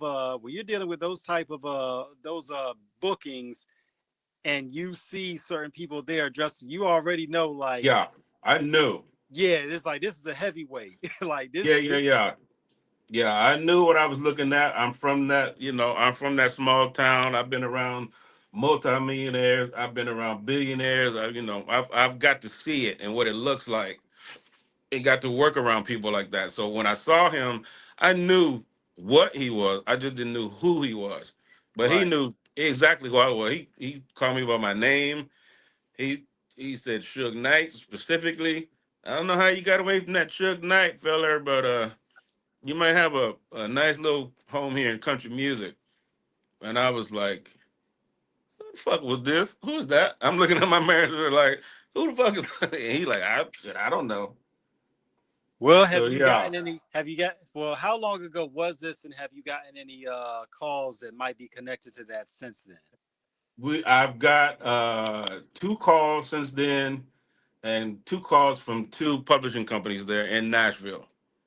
Okay, So yeah. yeah, He made some phone calls. it's starting to pick up. He's It's made some phone really calls. starting Yeah. to pick up. People really love. Um, I got some killer songs on there, man. Because I've held these songs, and here's the crazy shit. Okay. Every song that's on that record, if you get a chance to check it out, is probably 25 years old. Oh, damn. And I've always kept them. Anytime I played them for people, black people, white people, Spanish people, those were the ones that always got an immediate reaction. Okay. And I would be like, okay, boop, let me take that one out of there, out of the catalog. Ooh, oh, yep, let me take that one out of the catalog. So these are just 13, but I got 25 out of I had like a 50 song catalog that I used to Oh, present to wow. the, yeah. I mean, that's what I do. Like Real said, the my first studio was in my bedroom at the end of my bed, and I had a power strip that I could roll over. I would step on the power strip, everything would come on. I'd go to the MPC, I'd turn on the microphone, and we working. And that was every day, all day. So I'm still here. It's just the settings have changed. Technology is different. So my studio is a lot smaller, but it's the same thing.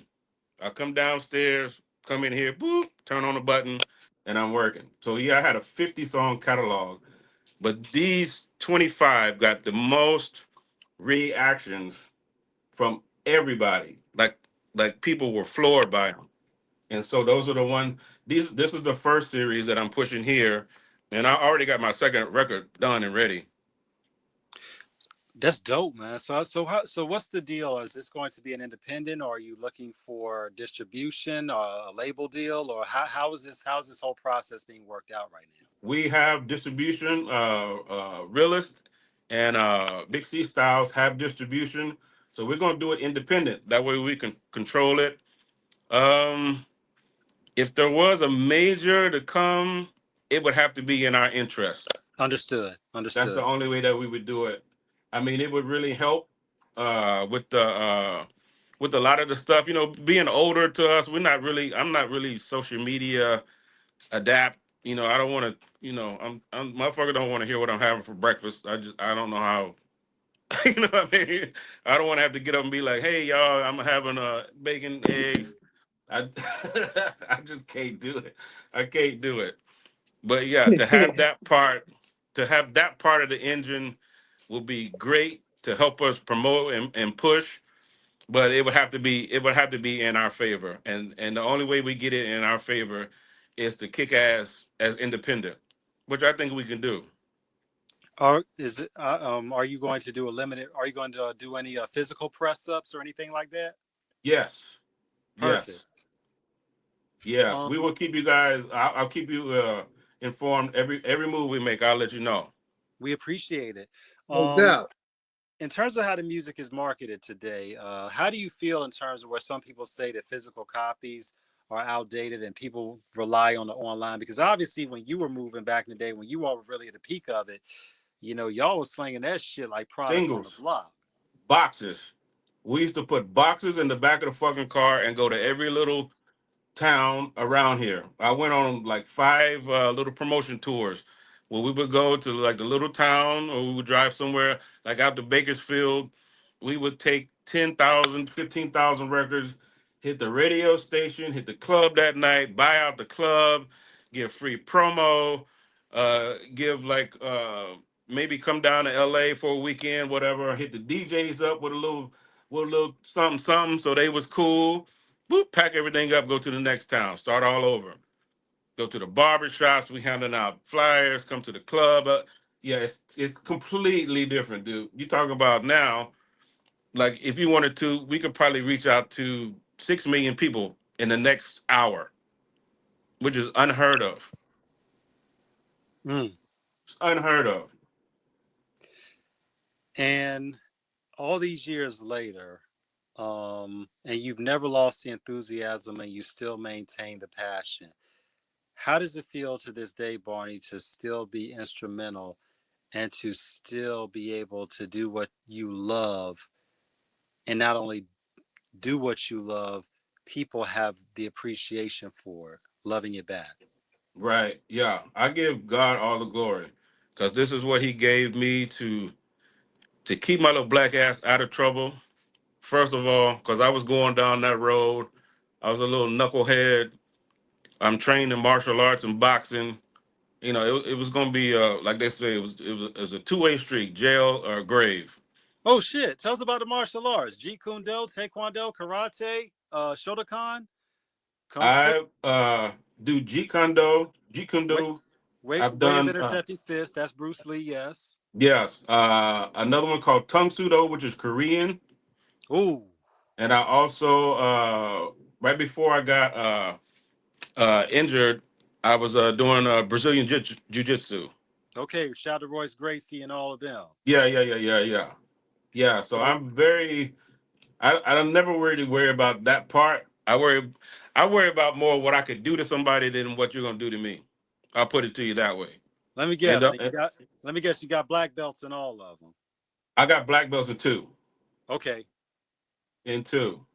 So yeah, I'm never if I that's why I try to stay away from confrontation. That's why I'm always at the fucking karaoke bar. You don't see me I'm not a go out type person. I go to karaoke at the bowling alley and I be chilling.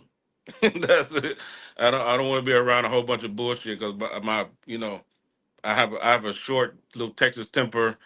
I'm not I don't like to be around a lot of bullshit, and I'm not gonna I'll be the first motherfucker. You keep staring at me, I'll be the motherfucker ask you what you fucking looking at, and it just escalate from there. So it's better for me to be around people that I know and that I'm Right. comfortable with, unless it's like a industry function where I know I have to maintain a certain kind of Decorum. character. Yeah, yeah, Decorum. Yeah. Um, exactly. Look, I tell everybody, look, that man got hands on the keys and he got hands that'll put you on your knees Oh and yeah, yeah, stomach. yeah, yeah, yeah. All my friends know. Yeah, my boys know. They be like, yeah, yeah, that nigga's cool, but don't if that nigga say leave me alone, leave him the fuck alone, dude. Leave him alone. That mean that's your warning. You're not gonna get another one. Mm. Sometimes it be Yeah, like that. That's dope, man. So, but obviously, it shows that you're well versed and that you're able to maintain that level of commitment in all aspects, yeah, from martial arts to music. And that takes a focus that is unprecedented, that is uninterrupted. yeah, So, I mean, this is obviously you've achieved, yeah, and and you're still achieving. So, this is something that is, you know, you're cultured, well traveled, well experienced, and most importantly, well educated from that. And that's yeah, helped you in terms of your endeavors from the past to this day. yeah, Um, yeah. we're I about to always try to think of it as Mhm.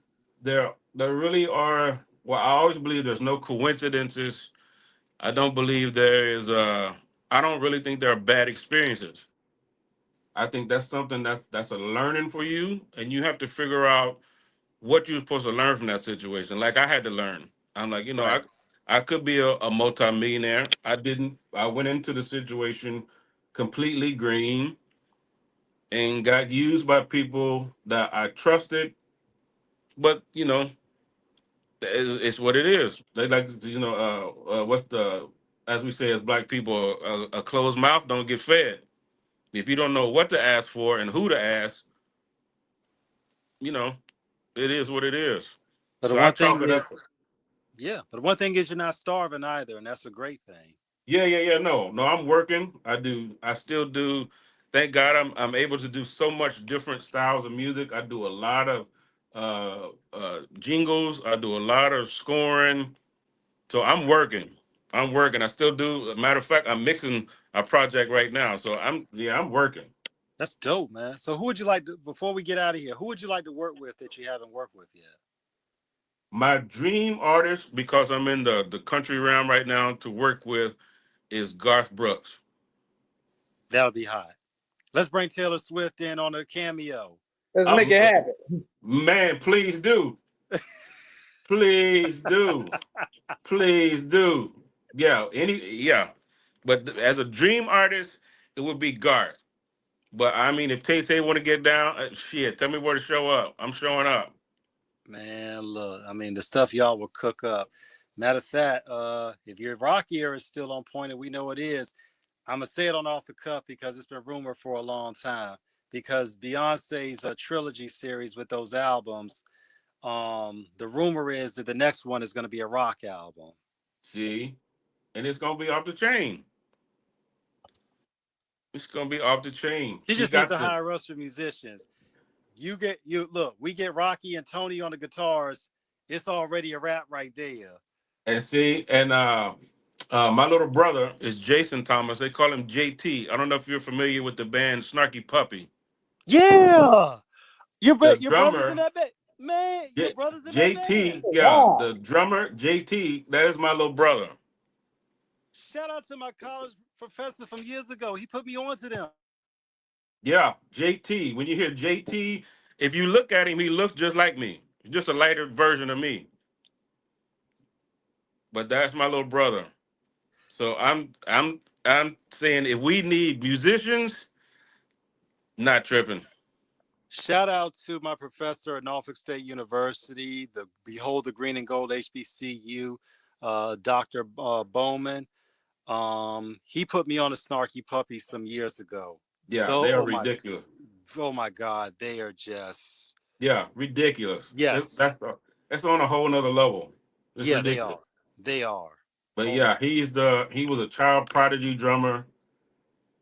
I remember watching him play the drums at 2 years old, where he couldn't even reach the pedals. He was standing up drumming and mm, already doing stuff that I couldn't even do. mm. So yeah, he's the drummer, JT. Man, Black excellence is never limited. It's Yeah, always yeah. You can. and do whatever you think you can, and you can achieve it. If you can think it and you can see it, you can achieve it. You just got to be able to put in the work. That's the only difference. Man. Only difference between me and somebody now is I kept working. I never got distracted by the money. I never got distracted by the broads. I was never a fame person anyway. So, I didn't want to be at the Hollywood parties and that whole shit. My whole shit was when you hear something that I worked on, you're gonna be like, oh damn, that nigga ain't lost it. He still got it. Yeah, I still got it because I still work at it every day. And with this AI intelligence, it's getting easier and easier. Well, hey, it's all about staying consistent, persistent, and never quitting, never ending. That's right. That's right. Um, this has been incredible, Barney. We thank Loved you it, fam. again. We Thank you love you. guys, man. Thank you. Realist, shout out to him. Much love. You're welcome back anytime. Tell your brother we would love to have him come on the show. I will tell him. I will tell him. So he's another one, been all over the world. I mean, he's toured with almost everybody you can think of. Man, It's crazy. yeah. But definitely, um, off the cuff radio. This is what we do, y'all. Yeah, Always love it. dedicated, devoted to bringing you the best in all aspects of the human existence in music, media, writing, and so much more. And we still Love got it, more fam. store. We love it too. Thank we love you so much for what you've done. And thank you. Thank you. Thank you for making our childhood great. And thank you for Man. we have grown, that you have still been an indelible, essential part of keeping not only culture alive, but Black history present Yeah. and thriving. Yeah. And people should know that this music, I mean, I have people actually, people don't think that there's a lot of research going on, but people have figured out my name and my real name and put two and two together. And I mean, I get like, I'll look at my inbox or my, what do you call it, messenger, and it'll be somebody from Istanbul, Turkey. Man, I'm such a Death Row fan, and I've researched all your stuff, and then I'll get another one from Singapore. I'm a big Death Row fan, and I'm just like, wow, man, you never really know how what you have done can really truly affect somebody's life. It's super incredible.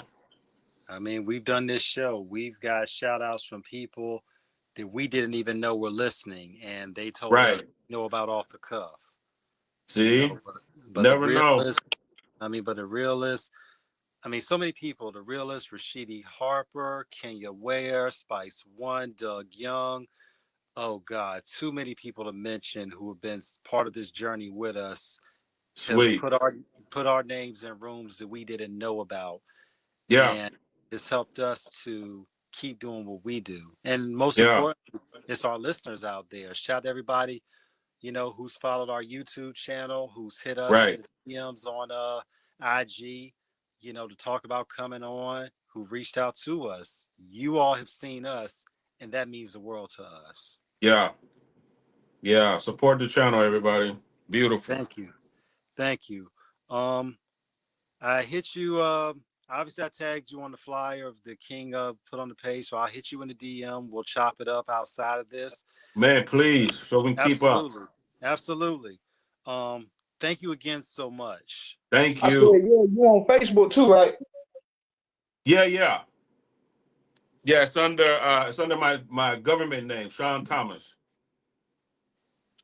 Okay, Bet. definitely. Yeah. So we'll be in And then touch. for my country project, I use my first and middle name, Sean Christopher, because it sounds more country. hey, however you package it and sell it, but it's good enough. Yeah, Has a nice little country twang to it. So Oh, yeah, doubt, brother. yeah. Yeah. definitely. But Yeah, man, we about to wrap this up. Okay, Man, it was fam. a dope deal, man. Big shout out to Realist for helping us out, making this Yeah. absolutely, connection happen. And we Yeah, definitely yeah. gonna do some more down the line, man. Be sure y'all go check out that single, Baby You Are. Yes, sir. Please do. Absolutely. Um, and on that note, King, take us out of here. On that note, we up out of here, man. Catch us in the merry-go-round, man. All Cup Radio signing out. Be sure to subscribe to us on YouTube. Follow us on Instagram, Twitter. We all over. Jip. Yes, sir. All All right. right. Love and Peace. peace, everybody. Absolutely. Peace and God bless. We out. One.